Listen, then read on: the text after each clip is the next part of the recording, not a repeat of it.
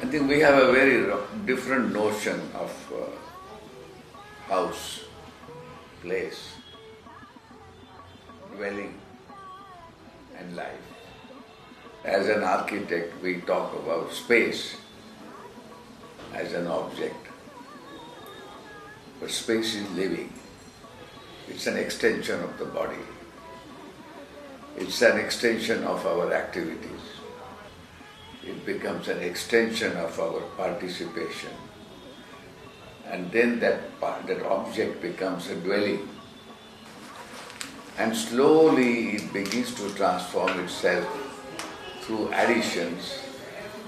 Then we dwell there for a long time, and then it becomes a street and a house and a cluster and a town. So even if you go today to the city of Ahmedabad, you will see that people are using all kinds of available spaces. It is the way space is used. The space is being accommodated and action happens. So when I had to do housing, I always looked at it as a living entity, modifiable, changeable, extendable.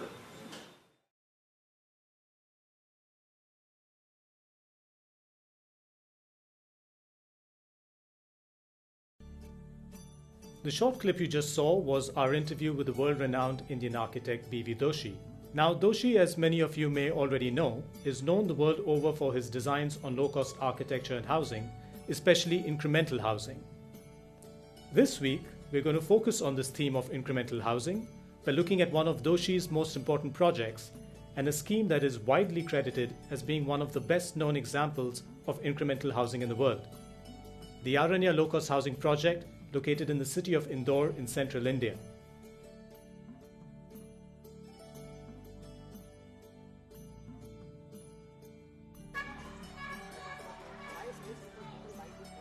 But before we get into its details, what is Aranya all about?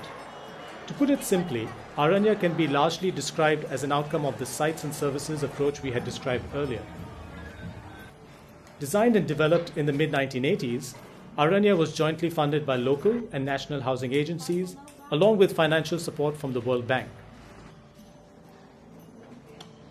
But what sets Aranya apart from many other such schemes that were built in the 1970s and 80s is its meticulous planning at a number of scales that recognizes the importance of linking research with design. In fact, Doshi's designs for Aranya can be clearly traced back to two major studies. The first was a book published and presented at the first ever United Nations Conference on Human Settlements back in 1976.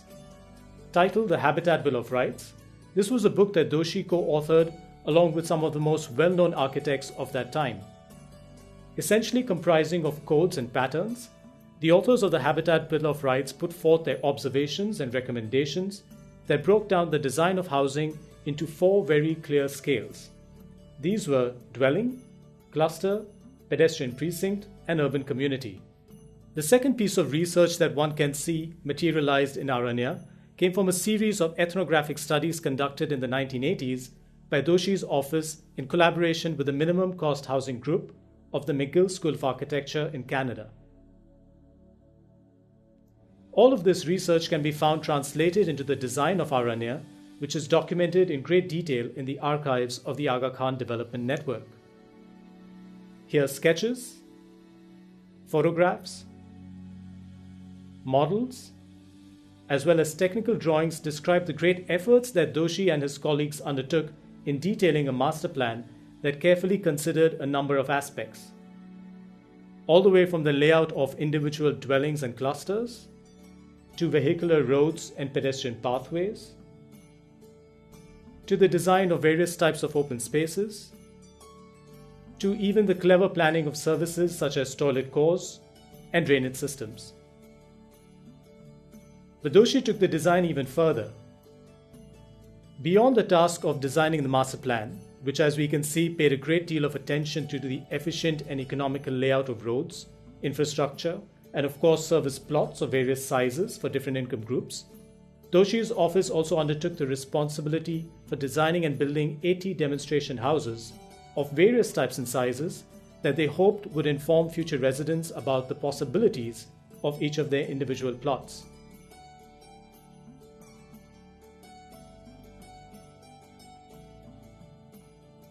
Here again we find old photographs in the Aga Khan archives where we see Doshi's concerns for building dwellings that respond to traditional patterns of living with a focus on simple forms, malleable materials, and cleverly designed open spaces that allow for growth over time. In fact, looking at Aranya today, one can hardly tell if this is a public housing project or an old indigenous town that has grown organically over time. This is Aranya's true success.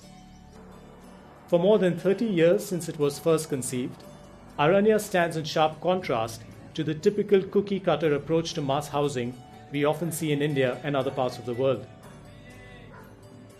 Rather than the endless rows of standardized apartments, Aranya's authors recognize the fundamental agency of the dwellers themselves in producing, or at least co-producing, their own habitats. And over the years, their innovative design has received worldwide acclaim that culminated in the project receiving the Aga Khan Award for Architecture in 1995.